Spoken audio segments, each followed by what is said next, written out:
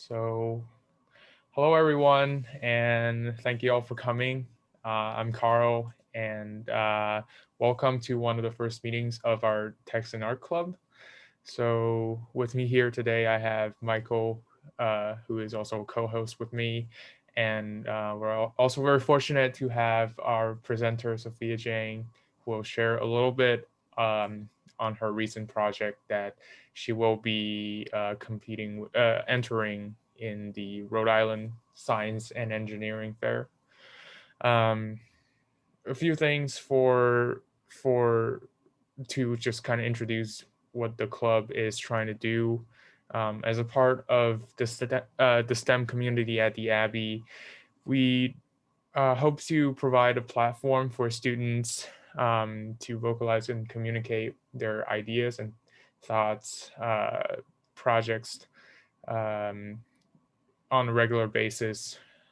And we're also not limiting ourselves only to STEM subjects because we realize that various subjects uh, often intersect with technology to create solutions or encounter real world situations, which is why we have art as a part of our name. Um, so that's all I'm going to say. Sophia, you can take it from here. Okay. Let me start share screen.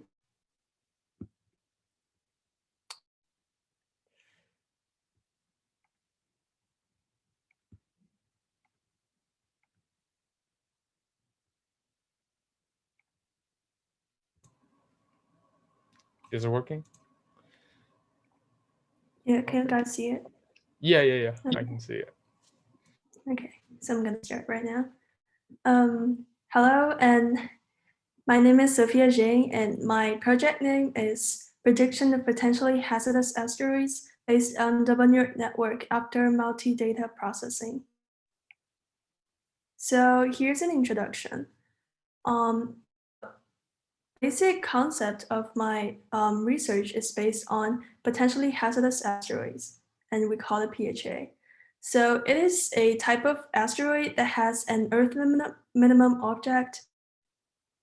Earth minimum orbit distance less than 0.05, and an absolute magnitude parameter less than 22. So this type of PHA or asteroids will have very devastating impact on the human society, including it would cause a huge set of life loss and thermal radiations, wind blasts, and all that kind of disasters. So this is the reason why I'm studying it, because I want to, I hope that this model that I'm working on will give precautions to scientists so that they can stop or like just to take measures to try to stop pollution or reduce the extent of casualty. So the previous works that has been done on this type of research includes artificial neural network, which is different from my model, and it is a mathematical model. So just a little tip on the neural network. This is a kind of algorithm, and this is also a type of machine learning, and this will generate a type of architecture. So in this case, it would generate a type of algorithm that classify the input asteroids features and classify all the asteroids into the PHAs and non-PHAs. So going back on the artificial neural network, this has a very limited range. And also this type of model is really time consuming to decide whether this asteroid is in PHA. So that's the reason why I choose the double neural network model, which has a higher accuracy and higher efficiency. So the central research question for my project is how to predict the hazardous asteroids in order to prevent asteroid collisions without the labor and time-consuming technologies and models. This is a brief overview of my project. So first of all, I have a data set that includes 958,000 asteroids and 45 features for each asteroid. So the first step is data processing, which contains three parts. And then I will start the data classification, which is my model, the double neural network. So the first part of my research is data pre-processing. This data is cited from Kaggle, and the problem of this data is that it includes a huge amount, nearly 90% of non-PHAs, and only a very small percent of PHAs, which means that it is very difficult for the computer to generate an accuracy and to predict the PHAs successfully. So to solve this data imbalance problem, I create three steps and reduce the features from 45 to 8 features to to choose the most effective features that will influence the whole model. So this three steps is first of all, fill zero in the missing values, and secondly, I use a correlation matrix, and third, I use the principal component analysis, which is abbreviated as PCA. Sorry. Um, so the second step of my research is data classification. Um, Model I used is neural network. The first layer of the double neural network is classify the asteroids into two groups, the near Earth object and the non-near Earth object. So for the second layer, I also near Earth objects are classified as PHAs and non-PHAs. So these two layers solve the data imbalance problem. And below is the functions and optimizers that I use for the model. Um, Here's is the results of my double neural network. Um, the overall accuracy with the uncertain errors of double neural network reaches as high as 99.85% to judge PHAs as PHAs and 99.97% for the judgment of non-PHAs. And I also create a sensitivity analysis that shows an error no greater than 0.015.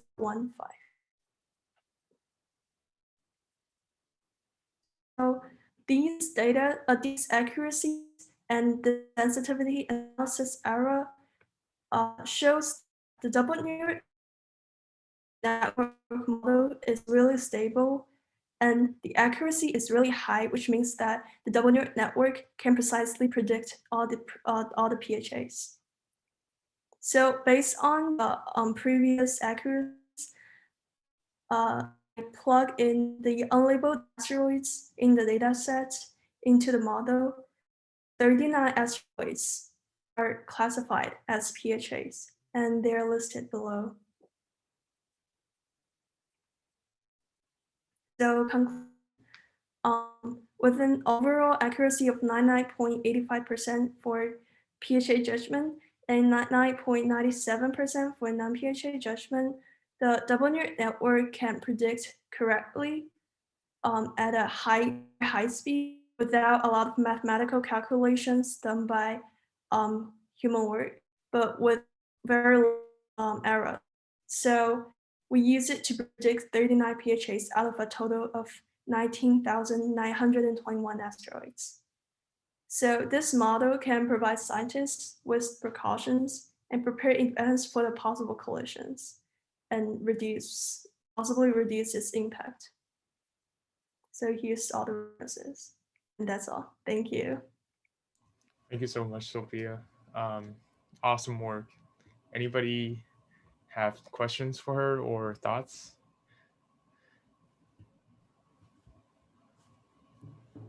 Yeah, Sophia, I had a quick couple question. questions, if that's okay. Mhm.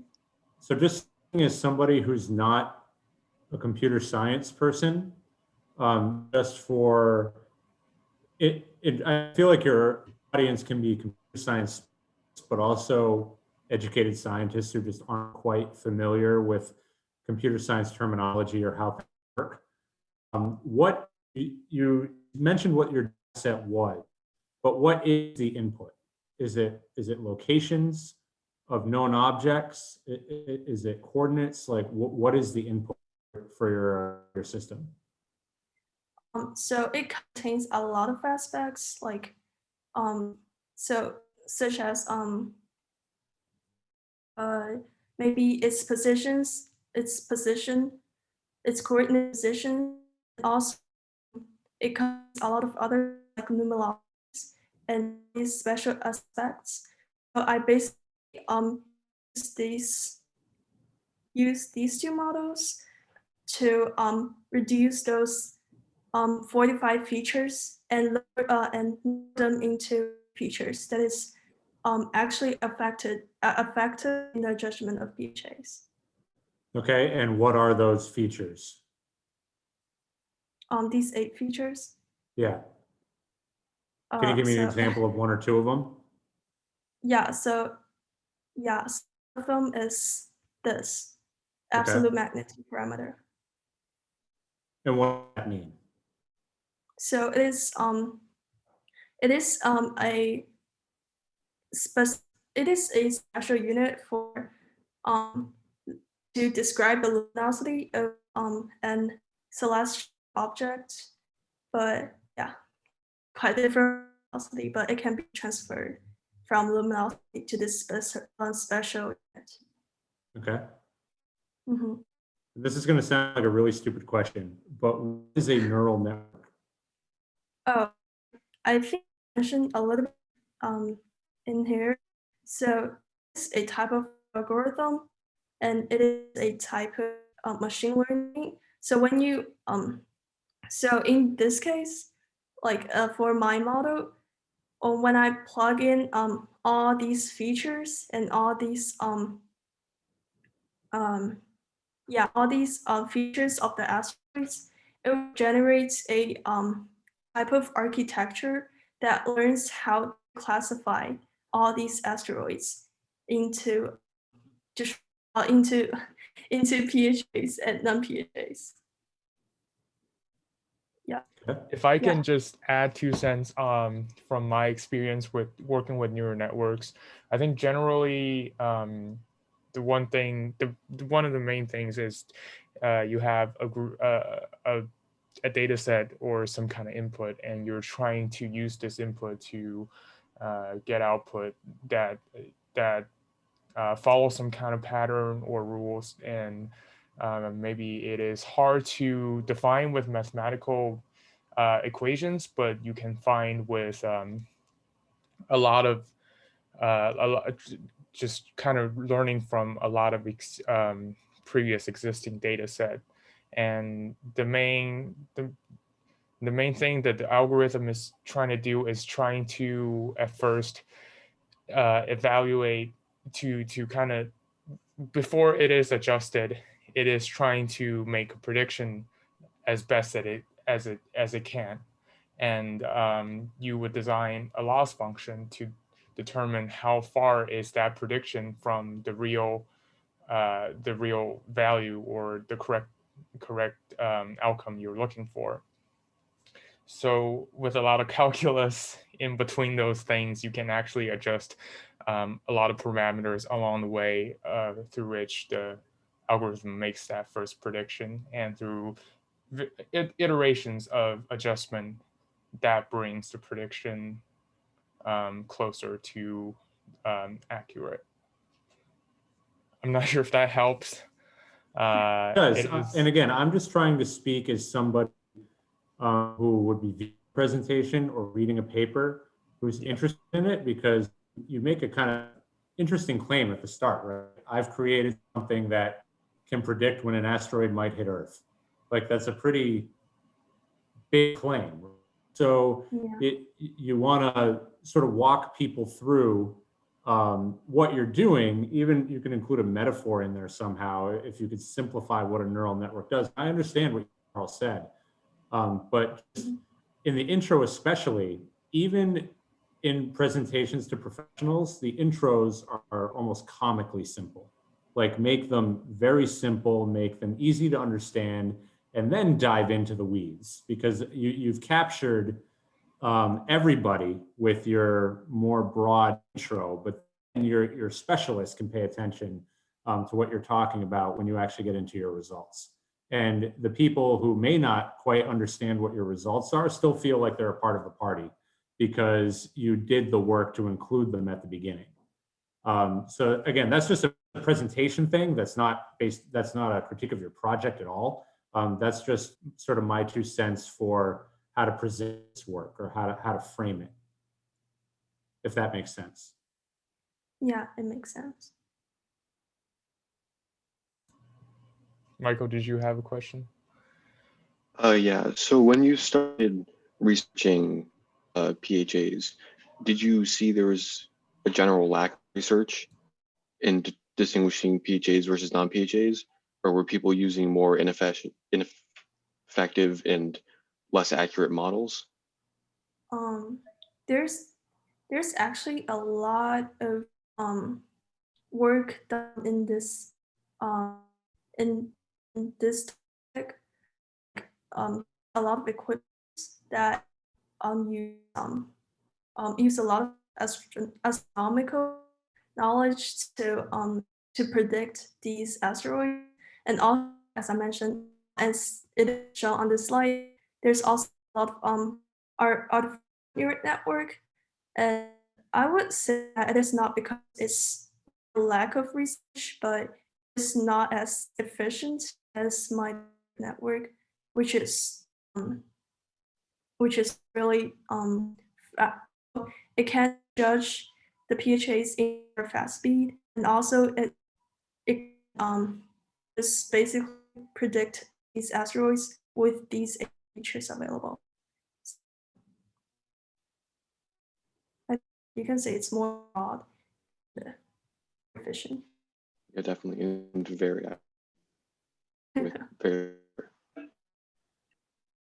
Am I correct in saying that the first of your stuff was to sort of in the and then you used it to classify what wasn't known yet? Yeah, so there's a train set and there's a test set in the model. And the train set is used to train the model and to measure its accuracy and to see if all the functions are used correctly and stuff. And the test set is used to to make sure that this accuracies is high enough to Perfect. For this kind of prediction. Okay, that makes sense. Thank you. When you include all the 45 parameters instead of the 8 that you chose out of, would it be too overwhelming for the algorithm to calculate? Like, what's the reason behind narrowing down the parameters to only 8? Yeah, it's well, if you include all the 45 features, that would be too much work for the laptop to run this model. So if you only include 8 features, it would be much easier because many of these are highly relevant to each other, which is shown in this correlation matrix. But yeah, I'm just not gonna explain too much because it's probably too much work on that.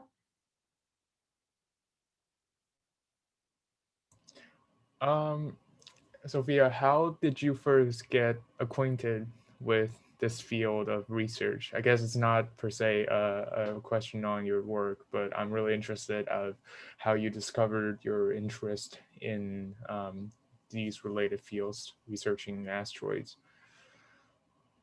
Well, so initially I wasn't planning to do like a really computer science thing, but So I was really interested in the astronomy field because I thought like um, um, I would say that like it's probably kind of broad, but like I was gonna say that the the resources like the so when I read the articles I find like a lot of searchings on the exoplanets and also a lot of studies on stars and galaxy, and I found like there's actually a broader area like beside what we learned on Earth, and there's a lot of things that we need to explore in the we have to explore in the future because just as this prediction of potentially hazardous asteroids, it won't just collide on Earth tomorrow. So this is more like a future thing, but it's how we progress through it's how I don't know how to phrase that, but this is kind of a necessary step for us to do. So yeah, that's why I'm like really interested in studying all the planets and asteroids and stuff. So I just accidentally saw an articles describing this type of potentially hazardous asteroids, and I found it pretty necessary to like actually tell people or at least tell the scientists like why these asteroids are dangerous and how we can make preparations before like these collisions actually happen. Yeah, definitely. So I guess the other thing coming from that is if you said you didn't really want to it started to think about it as a computer science project. So how did you learn about the using neural network to solve these kind of problems, or how did you decide on using this particular method? I actually try a lot of models as you see on my paper. So I actually use a lot of classic classifier, like a lot of other commonly used algorithms that classify asteroids, or not asteroid, just classify different subjects. So neural network is first what I thought, but then because of the data imbalance problem, I do the double neural network instead of the artificial neural network. And this proves to be also more efficient than um, the artificial neural network. And also I did a lot of other classic algorithms that has a lower accuracy than the double neural network. So so just in comparison, this double neural network is more has higher has well, this is more just Okay. more Yeah. yeah, it can make more precise predictions. Yeah. Go ahead, David. I had a question about PHA themselves. So, apart from colliding on Earth, would they have any other hazardous or like harmful effects on the Earth?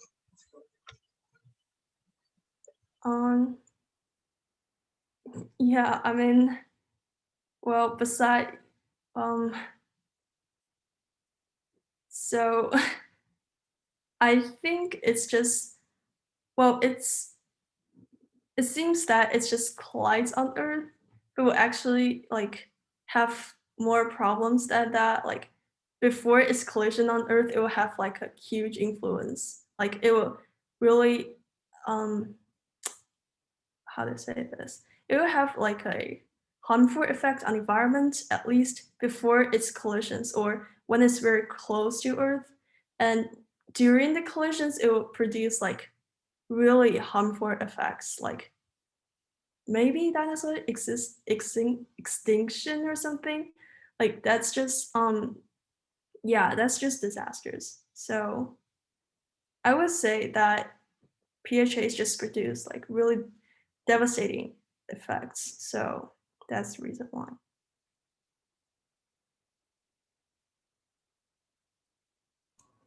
So yeah, definitely it seems like these things are terrible to the Earth. So how big exactly is a minimum orbit distance? So like how long is that in meters, kilometers? Uh, it's well, if you it's 0.05 AU, and AU is a type of astronomical units to measure distance over large distances. So like um it seems very far away, but it actually does not really it is actually not that far away compared to other asteroids that are not PHAs. If you want like specific distance unit transfer, I can search that on Google for you. Yeah, I was just trying to get a sense of the scale we're dealing with here. Because when it comes to astronomical problems, it's so different from what we see every day, and Yeah. I just want to make sure everybody understands the. Well, I'm really curious about how far or how big these things actually are. Hmm.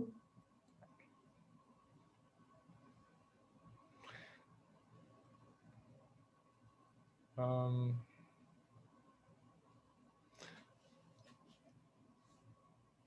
so you said you collected data.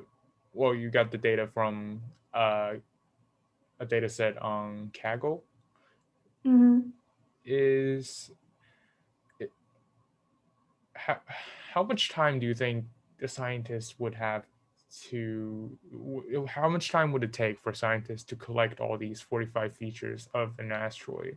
Because I think you're still using all of them when you're predicting whether an asteroid is PHA or not. So I guess that would be kind of an important factor because you want to be able to have enough time to collect all these data and uh, still have enough time to do something about it if it is in fact a PHA.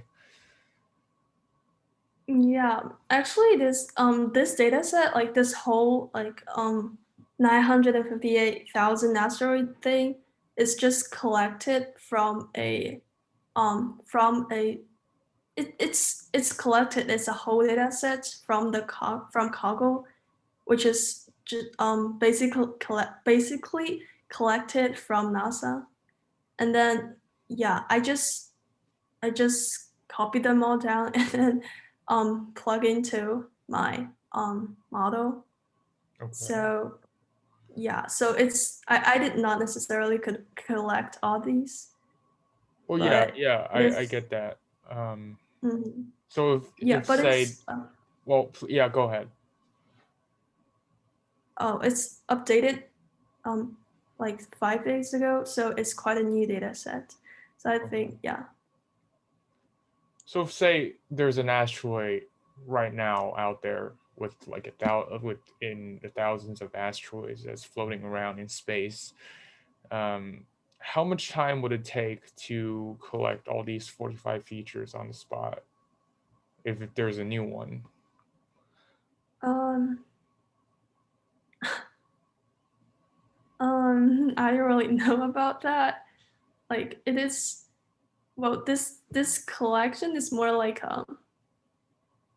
um like an exploration part of the stuff. So I don't really know about that, but I just know that these features are all collected from the official NASA website, which is on where all these data come from. Okay. Well, Hmm.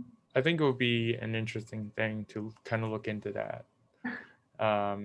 Because if there is actually, if you're actually using this algorithm in real world settings, you want to make sure that all 45 of these features can be collected from a safe distance and processed through the algorithm so that scientists can do something to prevent Yeah. that collision.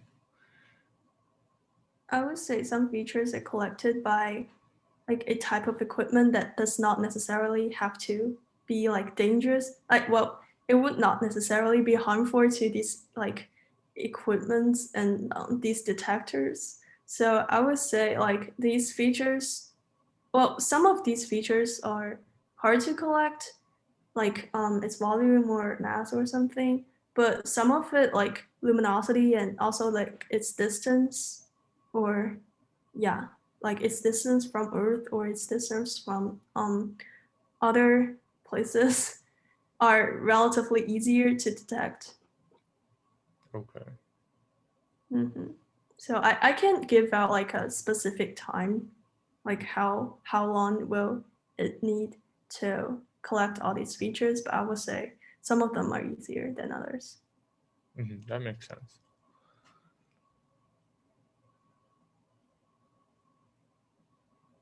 Any other things that come up?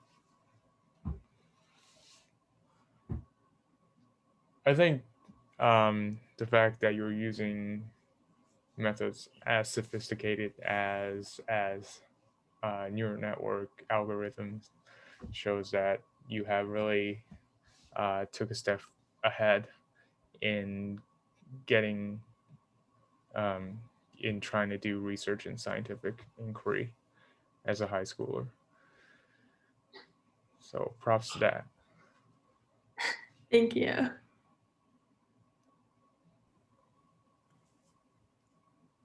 So I'm gonna stop sharing right now. Yeah. Well, any last thoughts or? Carl, I'll just say I think this meeting went like, this is kudos to all of you, because this is an ideal situation for what this club should be. Just you. interested students talking about research. Like the fact that the questions like almost took twice as long as the presentation, like is a sign of a really good and interested group, right? It's not something you have to do, right? But Yeah. if this is just the start of it and we end up getting like a critical mass of where we can get like a full seminar room like all the time, like that's going to be an amazing thing for the school. Right. So I commend all you guys for getting this going, and Sophia being willing to put your research out there, just for not, I won't say critique, but just discussion, because it's only going to make you guys better researchers, better project designers, just to have input from a variety of different people. So I'm really impressed. So well done. Thank you. Thank you so much. Thank you. I think Sophia really sets a really good first meeting for us. And it's good that you're uploading the videos, right? So if people aren't quite sure what this is about, go to the YouTube channel, check it out. You'll see that it's very low pressure, but it's just a bunch of like-minded people just talking about research, which is pretty cool. Definitely. All right. So my free Zoom account is gonna run out on our meeting time. So I'll just stop recording, and thanks to everyone